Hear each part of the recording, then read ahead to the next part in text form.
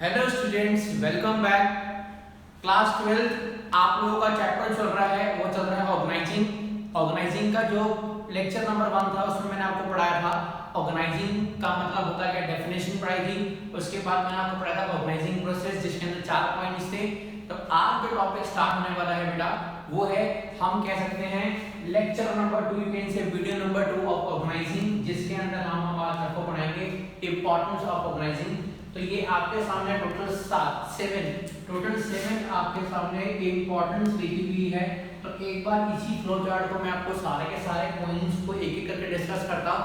उसके बाद इन्हीं टॉपिक के हम लोग क्या करेंगे, फ्लो चार्ट बन के इसी टॉपिक को आज कवर करेंगे, क्योंकि 7 पॉइंट्स है, काफी बड़ा टॉपिक है। हम कह सकते हैं सारे पॉइंट्स को एक्सप्लेन करना है, तो आज इतना ही हो पाएगा बेटा। आइए स्टार्ट करते हैं। पहला पॉइंट है बेनिफिट ऑफ स्पेशलाइजेशन। ऑब्वियस सी बात है, मैंने आपको पढ़ाया था कि ऑर्गेनाइजिंग के अंदर हम क्या करते हैं, डिपार्टमेंट फॉर्म करते हैं। जब डिपार्टमेंट फॉर्म करते हैं इसका मतलब है वो बंदा सिर्फ वही काम कर रहा है। जैसे मेरी केक मैन्युफैक्चरिंग की कंपनी है, मैं केक मैन्युफैक्चर कर रहा हूँ। अब उसमें से मिस्टर रमेश है, वो सिर्फ केक का बेस बना रहे हैं, सिर्फ क्या कर रहे हैं, केक का बेस बना रहे हैं। जिस तरह का बेस चाहिए वो स्पेशलाइज्ड है, वो काम कर रहे हैं। अब मिस्टर दिनेश है, मिस्टर दिनेश जो है वो क्या कर रहा है, कटिंग कर रहा है, जो भी सामान में नहीं चाहिए केक में से कुछ अनवेस्टेड सामान है उसको निकालना। और एक मनोज है, मनोज क्या कर रहा है, मनोज अगर हम बात करें तो केक का डिजाइनिंग कर रहा है, सारे के सारे कैसे कैसे क्या करना है। तो इसका मतलब क्या है कि हर कोई बंदा स्पेशलाइज्ड है, अपने अपने काम में माहिर है, क्योंकि वो सेम रूटीन का काम कर रहा है। It's very simple to say that जब हम कोई रूटीन वाला काम करते हैं तो हमारी परफेक्शन बढ़ जाती है, हम उस काम में स्पेशलाइज हो जाते हैं। तो दिस इज नोन एज कि organizing is kind of benefit of specialization. उसके बाद पॉइंट है कि आपका second number clarity of working relationship. जब हम ऑर्गेनाइजिंग करते हैं तो हम क्या करते हैं, एक बंदे को पॉइंट करते हैं कि कौन सा बंदा कौन सा काम वो करेगा, उसका ऊपर डिपार्टमेंट हेड होगा, रिपोर्टिंग रिलेशनशिप होती है।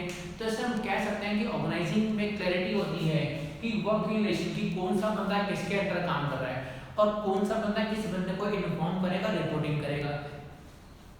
थर्ड पॉइंट है कि optimum utilization of resources. Obviously बात है, कोई भी रिसोर्सेज जो भी है ऑर्गेनाइजेशन के पास वो है लिमिटेड फॉर्म में है, हर किसी के पास अनलिमिटेड नहीं होते हैं, लिमिटेड फॉर्म में रिसोर्सेज होते हैं। अगर हम बात करें स्पेशलाइजेशन, जब एक बंदा स्पेशलाइज होता है तो वो क्या करता है, उस काम को वेस्ट नहीं करता। जैसे अगर मान लो कि एक मिस्त्री है, ठीक है जी, उसने नया नया काम करना सीखा कि कैसे प्लास्टर करना है, तो वो क्या करेगा, जितना ही मसाला होगा सारा क्या करेगा, वेस्ट कर देगा, ठीक है जी। पर जो एक्सपर्ट होगा, जो एक बोध है, वो यहाँ से मसाला डालेगा, दीवार पे चिपक जाएगा।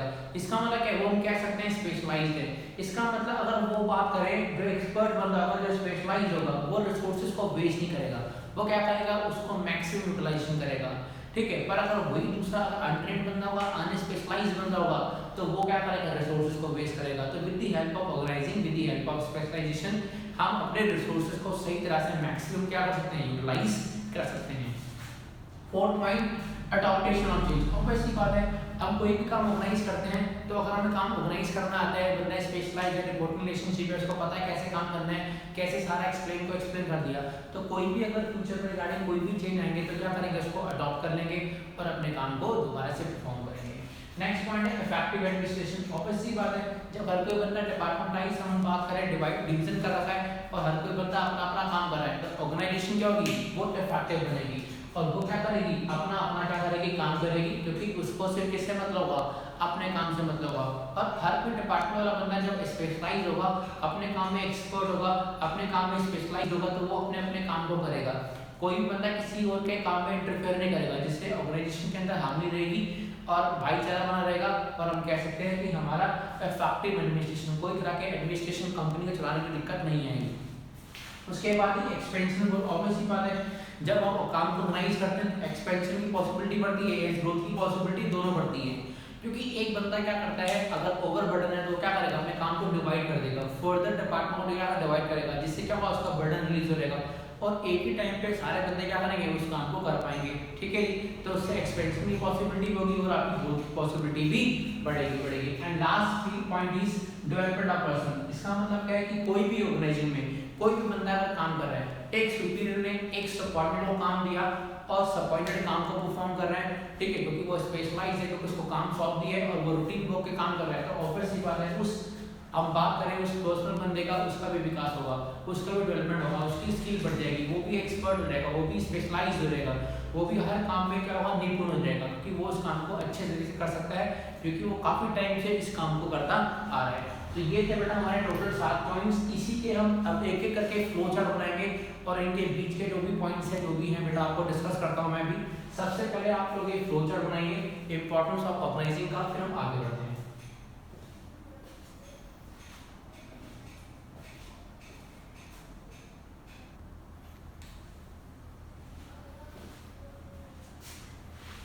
देखिए जी बेटा, दो इंपॉर्टेंस लिखे आपके सामने।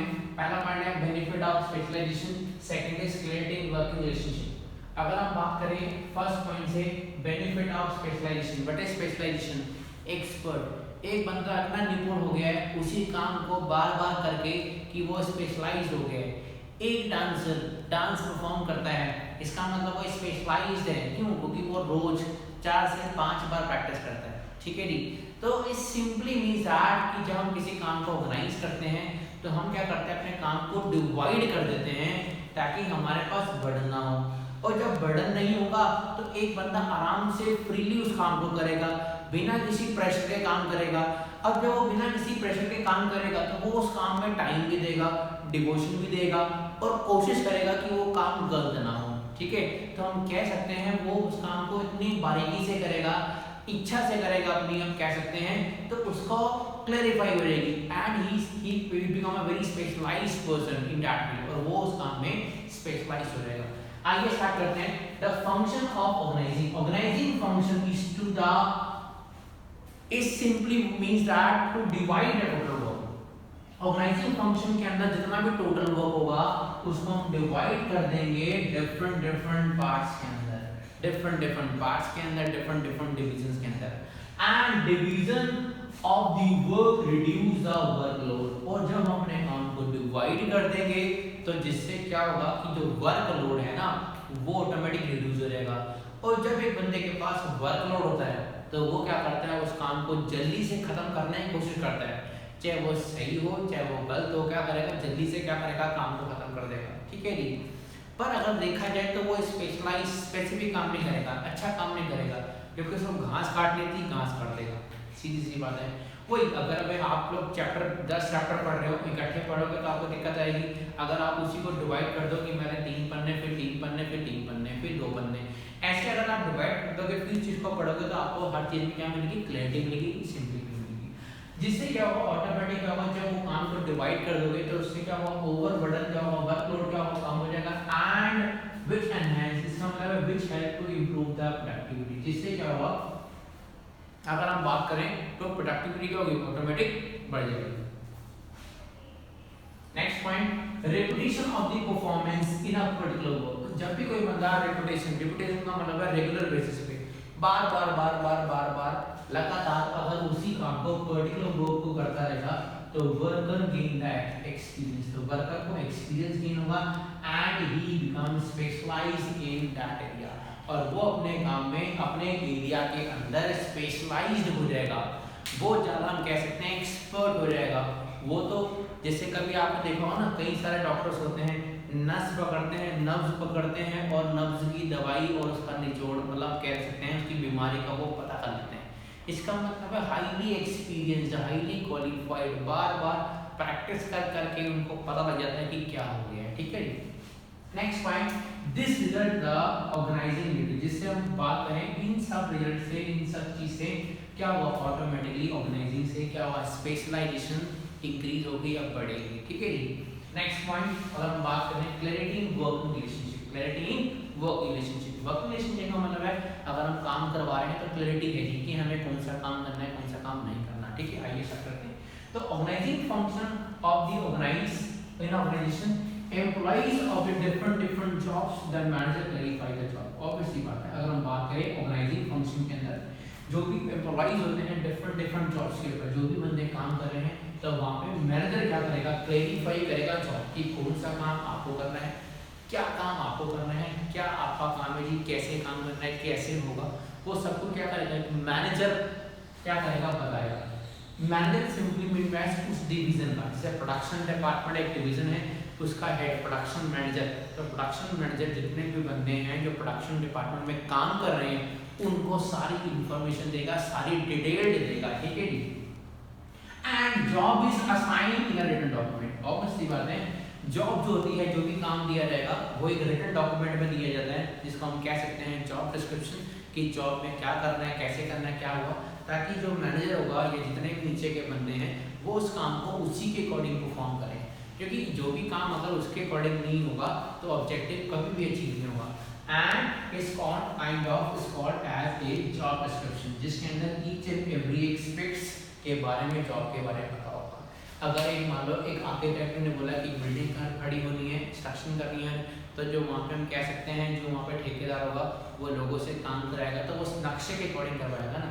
ये थोड़ा ना अपनी मर्जी से जो बड़ी दीवार कहीं भी खड़ी करे, कहीं भी लेंटर डाल दिया, नहीं, वो प्रॉपरली क्या करेगा, उसके अकॉर्डिंगली आइडेंटिफाई करेगा जो भी उसकी जॉब में लिखा हुआ उस तरह से उस काम को करवाएगा।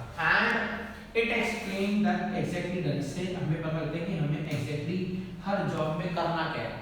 इससे हमें क्लैरिटी होती है कि हमें उस जॉब के अंतर्गत ही काम करना है और हमें इस जॉब में यही करना है, हम अपने हिसाब से कुछ भी नहीं करेंगे।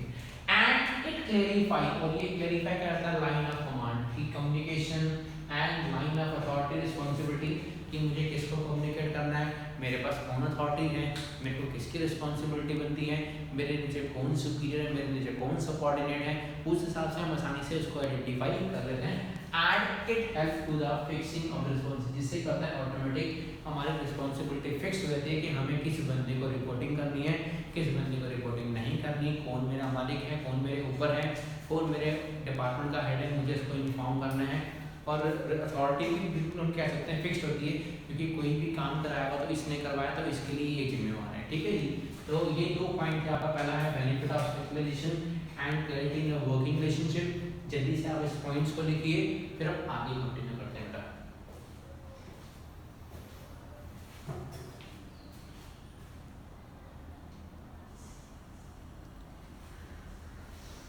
देखिए second point, third point and fourth point, optimal utilization of resources and adaptation to change. देखो रिसोर्सेज वेरी इंपॉर्टेंट। कोई भी बंदा या आप या मैं, हम रिसोर्सेज को वेस्ट नहीं करते। हम लोग भी टाइम हो गया, पैसा हो गया, रिसोर्सेज मटेरियल हो गया, ह्यूमन रिसोर्सेज हो गए, मटेरियल रिसोर्सेज हो गए, हम उनको यूटिलाइज मतलब मैक्सिमम यूटिलाइज करते हैं। हमारा टारगेट ये होता है कि इसको वेस्ट नहीं करना। कोई भी किसी अपने संसाधनों को वेस्ट नहीं करता, कोशिश करता है कि उसका जितना भी हो सकता है उसको वो दोबारा से रीएलोकेट करके दोबारा से यूज़ करें।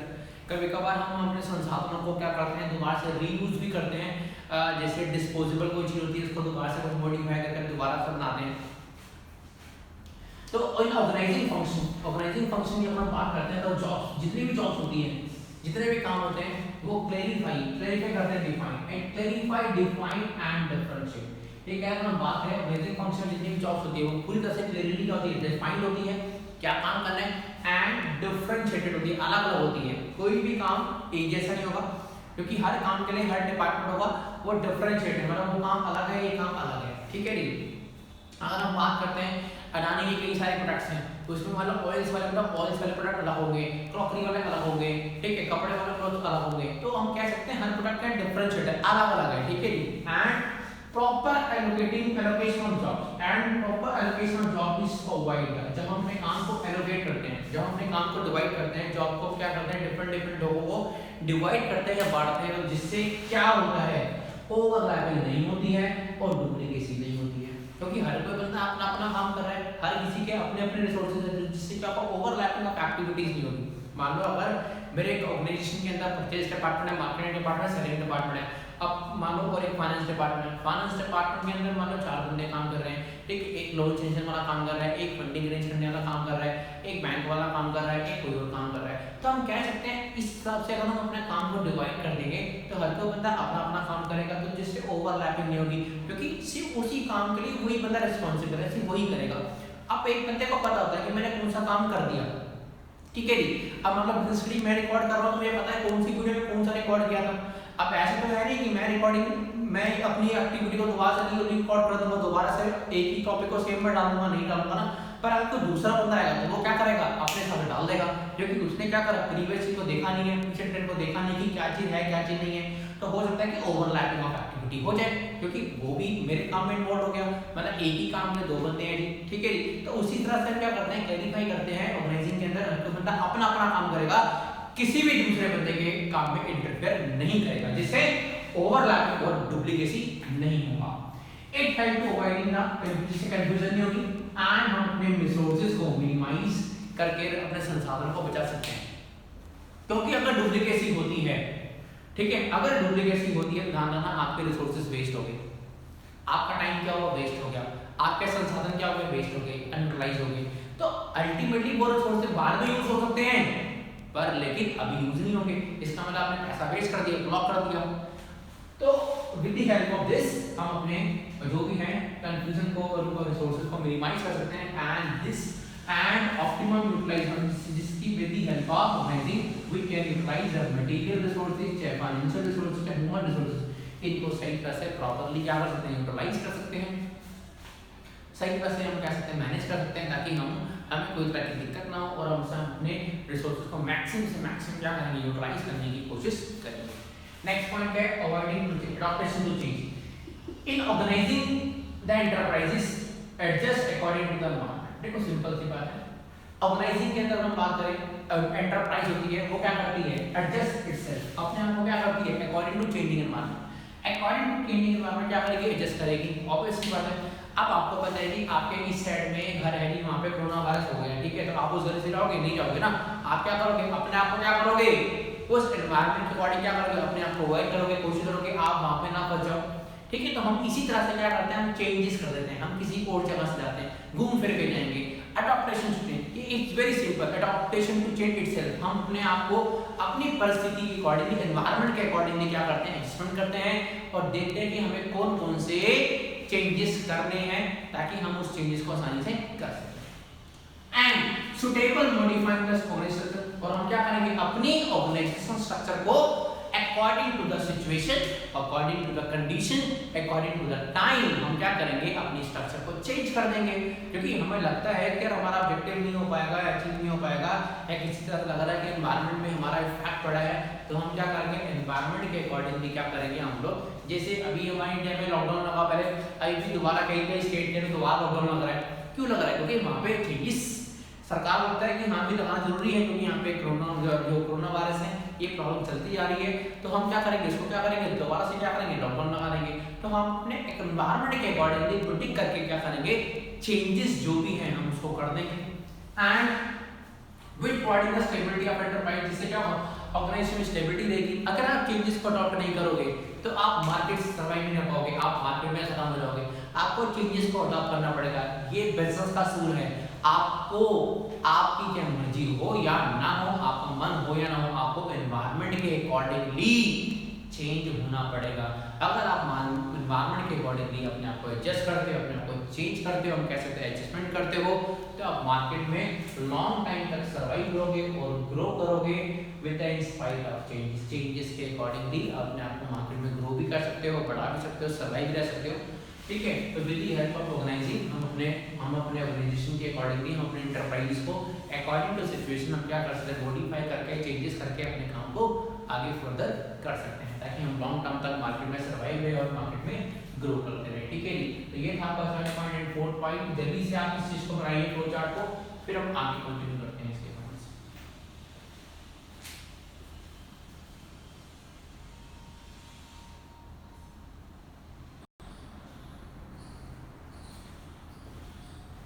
देखिए 5th पॉइंट 6th पॉइंट, अगर हम बात करते हैं इफेक्टिव एडमिनिस्ट्रेशन, देखो एडमिनिस्ट्रेशन का मतलब होता है क्या, संस्था ही कह सकते हैं कि मेरे ऑर्गेनाइजेशन है, ये मेरा एडमिनिस्ट्रेशन है, ये सही तरह से काम कर रहा है। मैंने आपको क्या बताया कि ऑर्गेनाइजिंग का मतलब काम को डिवाइड करना। तो जब एक कंपनी होती है, एक ऑर्गेनाइजेशन होती है, एक डिपार्टमेंट होता है, उसमें एडमिनिस्ट्रेशन होता है, बट एडमिनिस्ट्रेशन जो उसको देख रहा है, हम कह सकते हैं मैनेजमेंट देख रहा है कि काम को हो नहीं हो रहा। तो अगर हर काम को डिवाइड कर दिया जाए, हर काम को स्पेसिफाई कर दिया जाए कि कौन सा बंदा कौन सा काम करेगा, किसके पास कौन सी रिस्पॉन्सिबिलिटी है, कौन सा किस बंदे को रिपोर्टिंग करेगा या कौन सा बंदा किसको इन्फॉर्म करेगा, तो जिससे क्या होगा कि पहली बार हर कोई बंदा किसी और के काम में इंटरफेयर नहीं करेगा, जिससे ओवरलैपिंग ऑफ एक्टिविटी नहीं होगी, रिसोर्सेज हमारे वेस्ट नहीं होंगे, कोई तरह के ऑर्गेनाइजेशन के अंदर क्लासेस नहीं आएंगे, कोई तरह का मन मुटाव नहीं होगा, हार्मनी नहीं रहेगा, प्यार मोहब्बत बना रहेगा, क्योंकि हर कोई बंदा अपने अपने काम में फोकस कर रहा है। तो जिससे क्या होगा कि हमारा ऑल ओवर एडमिनिस्ट्रेशन क्या करेगा, वो इफेक्टिव बनेगा, क्योंकि वो अपना काम करेगा। एंड इसके अंदर होता क्या है, ऑर्गेनाइजिंग के अंदर हम लोग, मैंने आपको पढ़ाया था जॉब डिस्क्रिप्शन की कौन कौन सा काम करना है, कैसे कैसे काम करना है। तो जो कंपनी का मैनेजर होगा, वो जो डिपार्टमेंट का मैनेजर होगा, वो क्या करेगा, हर बंदे को अपने अपने काम सौंप देगा कि ये काम आपको ऐसे करना है। तो हर कोई बंदा जब अपना काम इन्वॉल्व करेगा, अपने काम को करेगा, तो जिसके अंदर क्या होगा, ऑटोमेटिक ऑल ओवर जो हमारा एडमिनिस्ट्रेशन है वो इफेक्टिव बनेगा, अच्छा काम करेगा। ठीक है जी। पर अगर ऑर्गेनाइजिंग सही तरह से नहीं किया गया, कोई भी काम को सही तरह से ऑर्गेनाइज नहीं किया गया, सही तरह से नहीं किया गया, परफॉर्म नहीं किया गया, तो ऑब्वियसली बात है आपका एडमिनिस्ट्रेशन क्या होगा, 1 मिनट में क्या होगा, खराब हो जाएगा। 1 मिनट में क्या होगा, प्रॉब्लम्स राइज हो जाएगी। ठीक है जी। आइए स्टार्ट करते हैं। ऑर्गेनाइजिंग क्या करता है, ऑर्गेनाइजिंग क्लैरिफाई करता है जॉब कि आपका कौन सा काम है, कितनी कितनी जॉब्स है, कौन कौन सा काम करना है। उसके बाद है ड्यूटीज की, किस बंदे की कौन कौन सी ड्यूटीज है, किसकी क्या जॉब की रिस्पॉन्सिबिलिटी है, किसका जो रिलेशन किसके साथ है। ठीक है, ड्यूटीज किसके साथ है, कौन सी ड्यूटी किसकी रिस्पॉन्सिबिलिटी में आती है, कौन सा बंदा काम करेगा। अथॉरिटी कौन कौन पे, कौन कौन सा बंदा अथॉरिटी पे बैठा है, कौन कौन सा बंदे हम कह सकते हैं टॉप लेवल पे बैठे हैं, मिडिल लेवल पे, अथॉरिटी लेवल पे कौन बैठे हैं, क्योंकि अथॉरिटी के अकॉर्डिंग तो काम सौंपा जाएगा। अथॉरिटी को ही अगर मान लो कि कोई तरह की दिक्कत आ रही है, तो इसका मतलब ऑल ओवर क्या है, ऑर्गेनाइजेशन के जो जितने बंदे हैं, डिपार्टमेंट्स है, वो भी काम करप्ट निकलेंगे, बेकार निकलेंगे। एंड रिस्पॉन्सिबिलिटी, किस किस की कौन सी रिस्पॉन्सिबिलिटी है, उसके रिलेशनशिप को आइडेंटिफाई करता है बेसिकली ऑर्गेनाइजिंग, क्लैरिफाई करता है कि कौन सा काम, कौन सी जॉब, क्या काम कैसे करना है। ठीक है, कौन अथॉरिटी पे, कौन रिस्पॉन्सिबिलिटी है। इट हेल्प, जिससे क्या होगा, जब सब कुछ क्लैरिफाई है तो इट हेल्प टू अवॉइड, जिससे क्या होगा, अवॉइड होगा, क्या अवॉइडिंग होगी। ठीक है, कंफ्यूजन, पहली बात कंफ्यूजन नहीं होगी। हर किसी बंदे को पता है कि मेरा काम ये भी, मुझे ये काम करना है। प्रोडक्शन डिपार्टमेंट के अंदर एक बंदा है मनोज, वो सिर्फ प्रोडक्शन कर रहा है। ठीक है जी, उसको काम है प्रोडक्शन से मतलब है कि जितना माल मेरे पास आता रहेगा प्रोड्यूस करता रहूँगा, जितना माल मेरे पास आता रहेगा प्रोड्यूस करता रहूँगा, सीधी सी बात है। अब मान लो वहाँ पे माल की शॉर्टेज है, तो वो आगे से माल प्रोड्यूस नहीं करेगा, इसका मतलब उसको पता है कि आगे रिक्वायरमेंट नहीं है, आगे कंपनी को ऑर्डर नहीं मिला है, तो अगर उसके पास मटेरियल अवेलेबल नहीं है तो वो कहाँ से करेगा। मतलब मैंने सिर्फ यही बोला कि गोडाउन में माल पड़ा हुआ है, आपको बस यहाँ से बना के देना है, जितना माल पड़ा हुआ है आपको बनाया जाना है, बनाया जाना है, आपको रुकना नहीं है, अब आपका काम है। ठीक है नहीं, अगर मान लो डिपार्टमेंट में काम माल खत्म हो गया, तो उसके अंदर क्या, उसकी जिम्मेवारी खत्म होगी, क्योंकि उसको माल नहीं बनाना, क्योंकि माल ही नहीं है। इसका मतलब उसको आगे से इंडिकेशन हो रहा है कि हमारे पास ऑर्डर्स और नहीं है, बस इतना ही ऑर्डर थे जितने हमने बना दिए। अब उसके लिए मटेरियल इकट्ठा करना है, तो दूसरा बंदा है, दूसरा बंदा रिस्पॉन्सिबल होगा, दूसरा बंदा काम करेगा। तो दिस काइंड ऑफ हम कह सकते हैं कोई तरह की कंफ्यूजन नहीं होगी और डुप्लीकेसी नहीं होगी। डुप्लीकेसी नहीं होगी, कोई भी बंदा किसी दूसरे काम को नहीं करेगा, जिससे डुप्लीकेसी का मतलब है दोबारा से कर देना, किसी भी काम को दोबारा से कर देना, this kind of duplicacy. Act in any way which help the proper execution of, जिससे क्या होगा कि अगर डुप्लीकेसी नहीं है और कोई तरह की कंफ्यूजन नहीं है, तो जिससे जो ऑब्वियसली बात है प्रॉपर एग्जीक्यूशन के काम पे प्रॉपर एग्जीक्यूशन है, सब बंदे अपना अपना काम कर रहे हैं, सब बंदे अपने अपने जॉब को क्लियरिटी से परफॉर्म कर रहे हैं, हर किसी बंदे का टारगेट पूरा होता जा रहा है, हर कोई बंदा अपने हिसाब से काम करता जा रहा है। जो ऑर्गेनाइजेशन चाहती थी उसी के अकॉर्डिंग काम हो रहा है, हम कह सकते हैं प्रॉपरली एग्जीक्यूशन ऑफ वर्क। इसका मतलब है जो बाकी काम है, जो भी है, सब लोग अपने काम पे फोकस करेंगे और किसी काम पे ऊपर फोकस नहीं करेंगे, क्योंकि हर कोई बंदा अपने अपने लेवल पे एग्जीक्यूट कर रहा है अपने अपने काम को। Managing the enterprise is very easy, obviously बात है, जब भी कोई भी काम, कोई भी कंफ्यूजन नहीं है, कोई भी डुप्लीकेसी नहीं है, कोई तरह की प्रॉब्लम नहीं है, अथॉरिटी रिस्पॉन्सिबिलिटी, जॉब रिस्पॉन्सिबिलिटी, सब कुछ फिक्स्ड है, तो enterprise is managing the enterprise is very easy. तो जब वो सब कुछ काम ही आइडेंटिफाई है, सिमिलर है, कौन सा काम क्या करना है, क्या करना है, सब कुछ हम कह सकते हैं ब्रीफ है, क्लियर कट है कि कौन सा बंदा कौन सा काम करेगा, तो उससे हमारी ऑर्गेनाइजेशन है, एंटरप्राइज क्या करेगी, इजीली अपना काम को परफॉर्म करेगी, अपने काम को करेगी। And this bring the effectiveness in business, जिससे क्या होगा, ऑर्गेनाइजेशन के अंदर ऑल ओवर हम कह सकते हैं एडमिनिस्ट्रेशन जो कि इफेक्टिव बनेगी, अपना अपना काम करती रहेगी, क्योंकि हर चीज क्लियर है, पूरी चीज बारीकी से। अगर आप नोट्स बना रहे हो किसी टॉपिक के, आपने हर एक पॉइंट को क्लियरली डिफाइन करा है, क्लियरली सब चीज को बता दिया, सब चीज आपने पूरी बुक को पढ़ लिया, अब आपके नंबर तो 100 में 100 ही आएंगे ना, क्योंकि आपने हर चीज को क्लियरिफाई करा है, हर चीज को समझा है। तो हम कह सकते हैं आपका एडमिनिस्ट्रेशन जो है वो सही तरह से काम करता रहेगा, क्योंकि हर चीज में क्लैरिटी थी। ठीक है जी, आइए स्टार्ट करते हैं next point, expansion growth. But expansion expand करना, ठीक है, अगर हम कोई काम को ऑर्गेनाइज करते हैं, ठीक है, हर कोई बंदा अपना अपना काम कर रहा है, तो एक्सपेंशन की पॉसिबिलिटी होती है, क्योंकि जब एक बंदा किसी काम को परफॉर्म करता है तो वो स्पेशलाइज रहता है, तो उसका स्पैन ऑफ कंट्रोल बहुत अच्छा हो जाता है, वो बहुत ही स्ट्रांग हो जाता है अपने काम को करने में। वो जिस काम में हाथ डालेगा वो काम मतलब कह सकते हैं सोना बन जाएगा, या कह सकते हैं वो काम पक्का होगा ही होगा। तो जब एक बंदे को लगता है कि हाँ यार मेरा काम हो गया, मैं इस काम में एक्सपर्ट हो गया, मैं कोई गलती नहीं करूँगा, तो क्या करेगा, दूसरे काम में जाएगा, अपने काम को बढ़ाएगा, अपने काम को एक्सपेंड करेगा, और नए प्रोडक्ट लाइन में जाएगा, और नए काम को करेगा, और नए डिवीजन फॉर्म करेगा।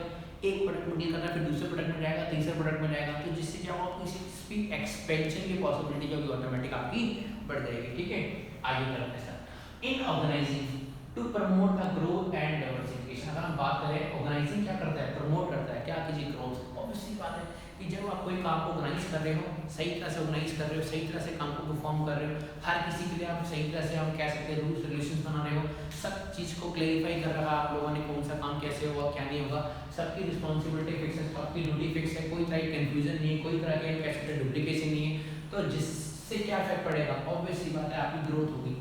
And diversification of enterprises. अब वो एंटरप्राइज क्या करेगा, diversified. Reliance Infosys, Reliance communication, Reliance Tata communication, Reliance petrochemical, Reliance fresh, भाई कितने रिलायंस की कंपनीज है। इसका मतलब रिलायंस तो एक ही था पर लेकिन उसने परफेक्शन से काम करा, उसने हर काम को ऑर्गेनाइज करा, तरीके से ऑर्गेनाइज करा, हर डिपार्टमेंट के अलग अलग बंदे बनाए, हर किसी बंदे के अपने अपने प्लान्स बनाए, हर स्ट्रैटेजीज बनाई, हर किसी के अपने अपने सोर्स। तो उससे क्या होगा, ऑटोमेटिक वो क्या करें, अपने काम को क्या करें, एंटरप्राइज क्या कर रही है, डाइवर्सिफाइड। अब वो अपने काम को फैला रही है क्योंकि इसका स्पैन ऑफ कंट्रोल बहुत स्ट्रांग है।